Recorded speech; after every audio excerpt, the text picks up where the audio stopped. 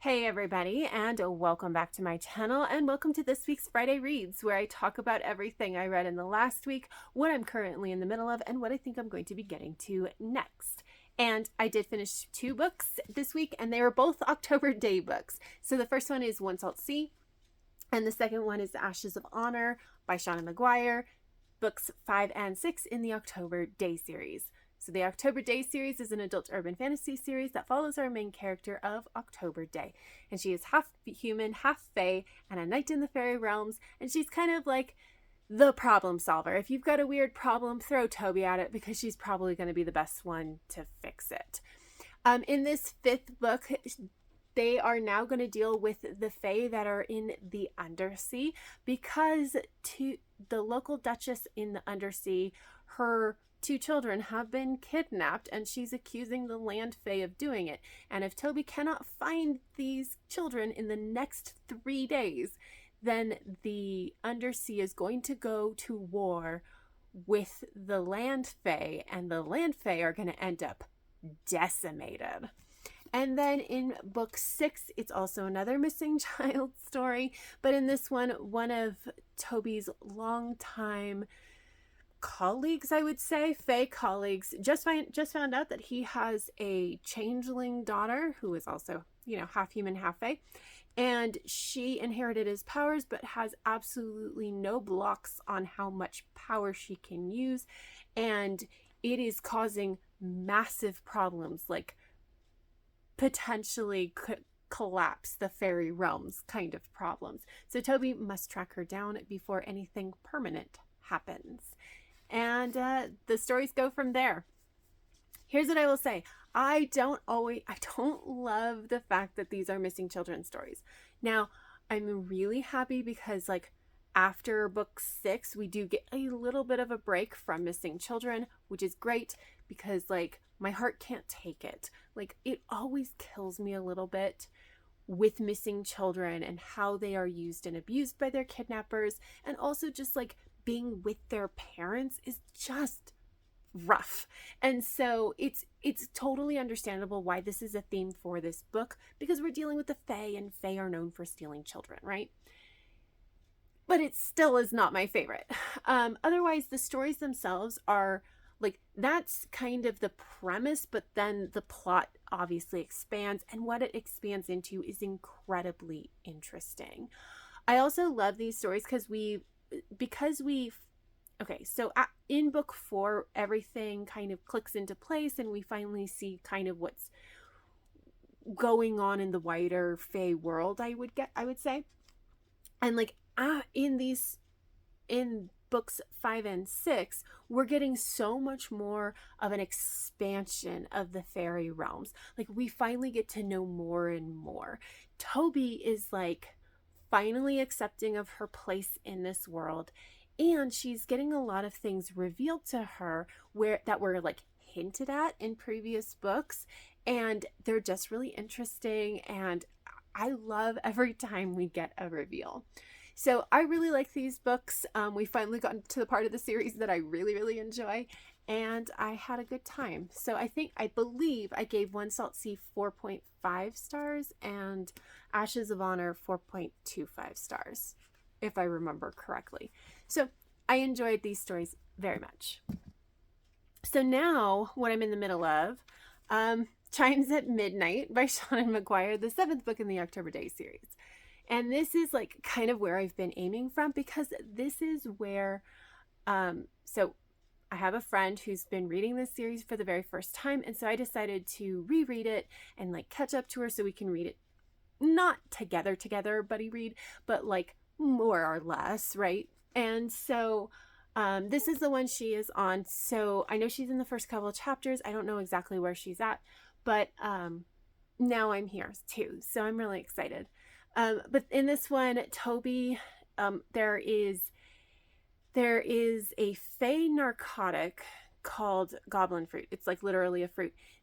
But if you're pure-blooded, it just gives you very sweet dreams. If you have even a hint of human blood, if you have any of this, you are instantly addicted, and it's gonna kill you eventually.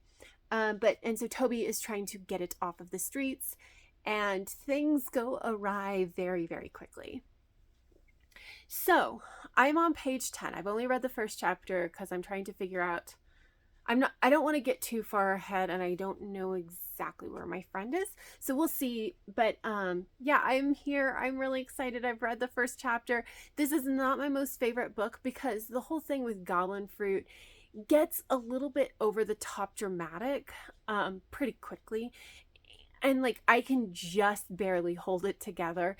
And again, this is another one where it's like that's the premise, and then the plot kind of explodes. And once it explodes, it's really a great story. But the beginning is a little bit harder to get into, in my opinion.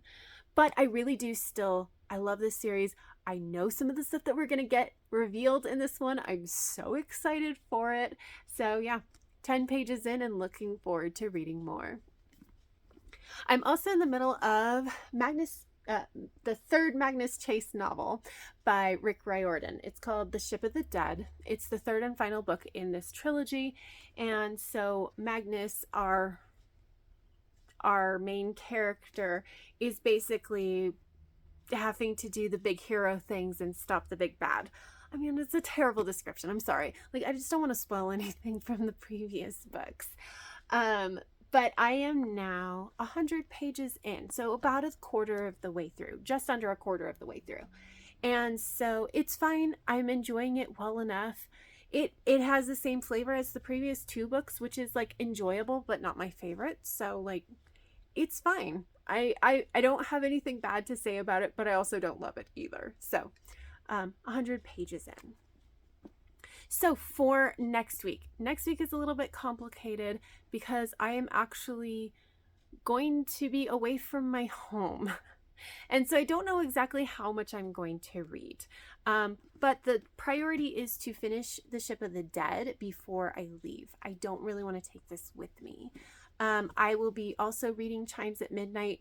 I don't know how fast, if the past has anything to go by.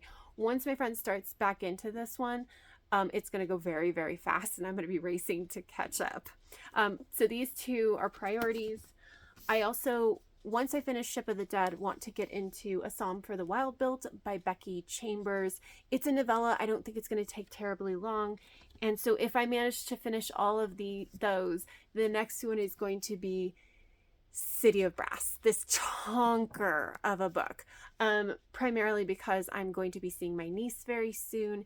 And so since I'm reading this, like, to be able to talk to her about the book, I wanted to actually, have at least read some of it before I see her.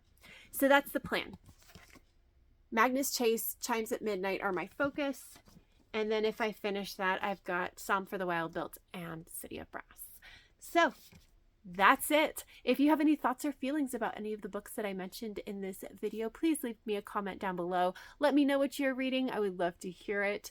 But that's all I have. So if you like this video, please give it a thumbs up. Subscribe if you want to. And until next time, have happy reading, and I will see you in my next video. Bye. I had to come back to say, I mentioned that I'm going to be gone next week. I'm actually going to be gone for a while. As for what videos, I've pre-filmed the majority of the Tuesday videos for when I'm gone. I still have one more to do, which is this Tuesday's video. I don't know if I'm going to have Friday reads because like where I'm going to be, I'm actually going to be in two different places over the course of a couple weeks. So it's like one place has privacy, but I don't know if they have good internet, and the other place definitely has good internet, but I don't think they have enough privacy for me to record. So I don't know if Friday reads are going to come out, but you will be getting Tuesday videos at the very least. And after that, when I come back, there'll just be a big old wrap up for what I've been reading. So for real, that's it.